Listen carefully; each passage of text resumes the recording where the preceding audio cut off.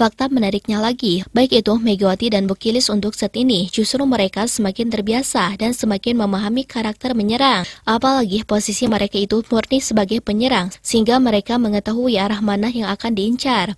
Dengan kata lain, Megawati dan Bukilis ini bukan hanya unggul dalam masalah refleks, akan tetapi pemikiran untuk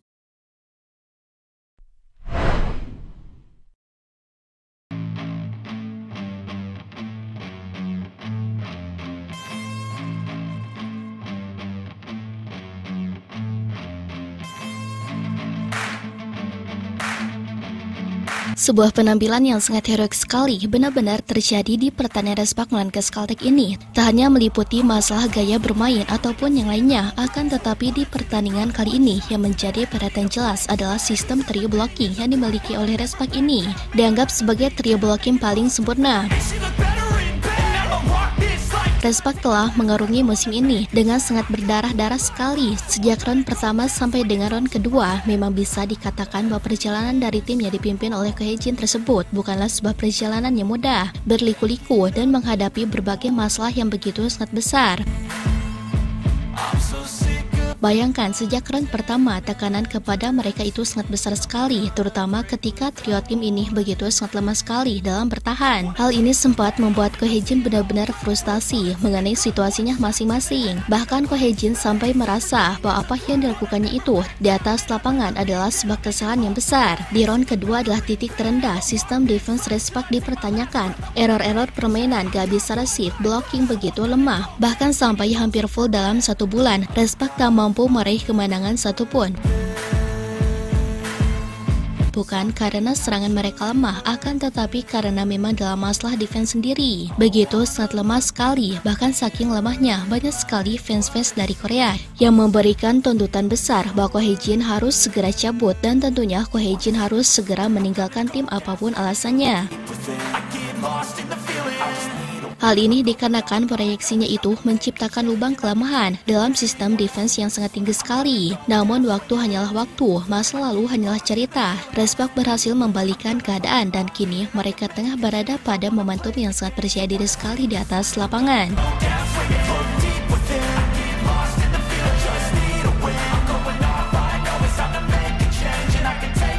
Akan tetapi semuanya telah berubah. Kritikan keras itu terbukti. Kritikan keras itu dibuktikan oleh Ko Hye Jin dengan performa anak asuhnya. Memang Ko Hye Jin yang sebelum-sebelumnya begitu sangat banyak senyum, di round ketiga ini banyak marah-marah kalau performa tim jelek, tapi kalau bagus ia senyum kembali. Kendati demikian, lihat untuk saat ini yang jadi momok menakutkan itu bukan hanya dalam masalah serangan Respak saja. Akan tetapi yang menjadi momok menakutkan di atas lapangan tak melainkan adalah sistem bertahan Respak. Sudah ada 3 pelatih top dari Korea yang menjadi korban dari sistem defense Respak tersebut, di mana tentunya duet Megawati, Jung Ha Young sampai dengan Bukilis menjadi salah satu duet yang mematikan.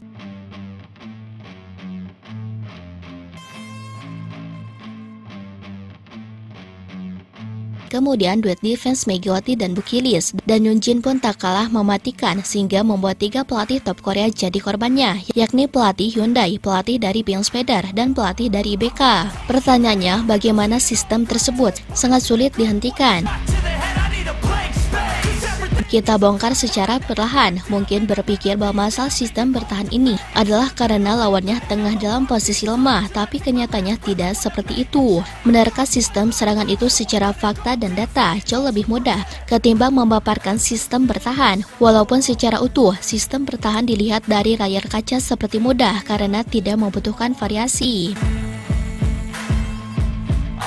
Akan tetapi sistem bertahan adalah segi strategi. Mungkin tidak semua pelatih memiliki peranan pentingnya masing-masing. Kendati demikian, kita paparkan bagaimana trio Megawati dan Bukilis ini mampu menjadi momok menakutkan yang bahkan menurut 3 pelatih top seperti Abo dan Jas, sekaligus senior, sekaligus pelatih Hyundai, sangat sulit sekali untuk ditembus satu sama lain. Hal ini menjadi pertanda bagaimana kokohnya sistem defense dari Respak tersebut.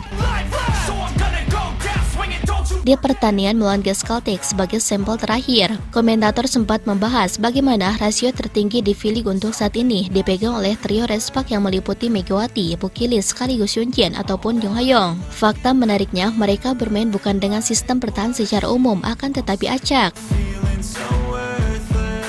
Ya inilah yang membedakan antara Respak dengan tim yang lainnya. Secara fakta sendiri, para pemain bertahan yang mencangkup trio ini, mereka tidak akan berdiri dalam posisi sejajar melebar, akan tetapi sejajar ke belakang. Entah itu Megawati di depan ataupun Bukilis yang lainnya.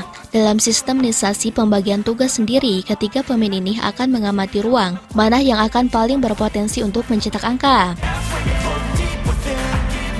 Jika pemain tersebut karakter menyerangnya cocok untuk Bukilis, di mana dominan dalam masalah tinggi dan kekuatan ataupun fine, maka Bukilis akan mengisi sektor tersebut. Sementara itu, jika posisi di mana pemain yang akan menyerang itu cepat, refleksnya kuat, sekaligus memiliki loncatan yang memiliki responsif tinggi, maka itu akan diambil Megawati.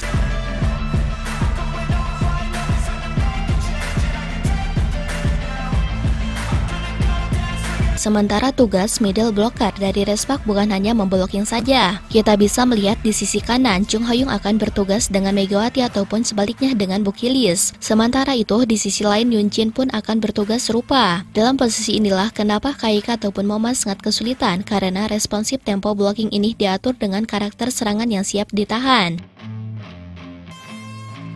Simpelnya, Respak menerapkan sistem bertahan bukan karena pertahanan mereka bagus, apalagi Bukilis dan Megawati bukanlah middle blocker asli. Akan tetapi justru Respak lebih ke memanfaatkan momentum. Siapa yang akan masuk menyerang, maka disitulah Mega dan Bukilis akan berganti untuk bertahan. Situasi ini jelas sangat menyulitkan sekali, dan tentunya dalam posisi itu, permainan dari lawan akan mati. Karena seperti strategi berperan, Respak sudah punya kunci untuk mematahkan sniper lawan sebelum peluru itu ditembakkan.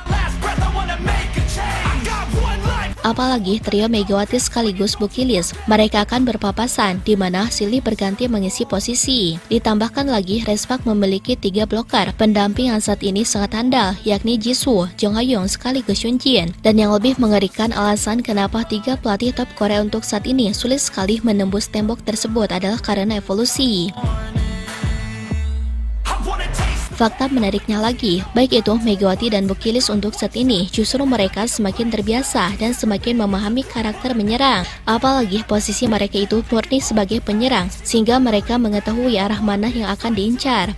Dengan kata lain, Megawati dan Bukilis ini bukan hanya unggul dalam masalah refleks, akan tetapi pemikiran untuk menghentikan lawan karena mereka sendiri adalah pencetak angka yang handal. Jadi dapat disimpulkan, segila itu lini pertahanan Respak yang digadang-gadang untuk saat ini memiliki rasio tinggi dalam bertahan di V-League. Pantas aja 3 pelatih top Korea hanya bisa melamun melawannya.